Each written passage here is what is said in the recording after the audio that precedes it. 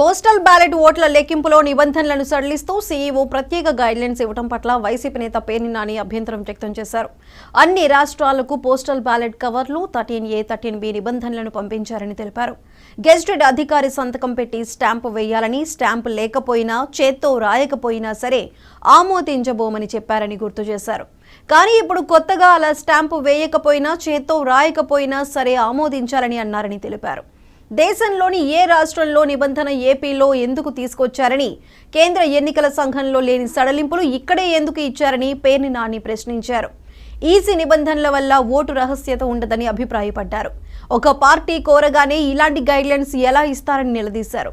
ఎక్కడా లేని సర్క్యులర్ ఇవ్వటం ఎంతవరకు సమంజసమని అడిగారు. ఈ నిబంధనలపై పునరాలోచించాలని కోరారు. దానిలో పోస్టల్ బ్యాలెట్ అని కూడా ఎలా లెక్కించాలి, ఏది వ్యాలిడ్, ఏది ఇన్వాలిడ్ చేయాలి అనేది కూడా క్లియర్ కట్గా ప్రతిదీ క్షుణ్ణంగా భారతదేశంలో ఉన్నటువంటి అన్ని రాష్ట్రాలకి కూడా వారు పంపించడం జరిగింది. దానిలో భాగంగా మన రాష్ట్రానికి కూడా వారు పంపించారు. ఆ పంపించిన దాంట్లో పోస్టల్ బ్యాలెట్ల గురించి కూడా క్లియర్గా ఇచ్చారు.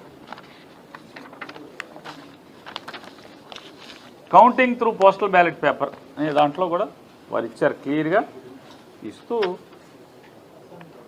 ఖచ్చితంగా పోస్టల్ బ్యాలెట్ ఆ కవర్ల మీద ఆర్ఓలు, ఏఆర్ఓలు లేదా కౌంటింగ్ ఆఫీసర్లు వారు తీసుకోవాల్సినటువంటి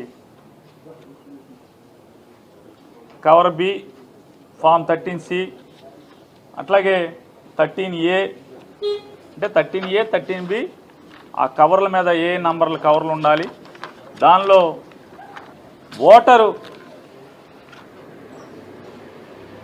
ఆ బ్యాలెట్ పేపర్ నంబర్ రాయటం, లేకపోతే వారి పోస్టల్ వారికి ఓటర్ లిస్టులో ఉన్నటువంటి క్రమ సంఖ్య ఏది ఉందో దాన్ని రాయటం, వారి పోలింగ్ స్టేషన్ నంబర్ రాయటం, అలాగే ఇతనే ఆ పోస్టల్ ఓటు వినియోగించుకున్నటువంటి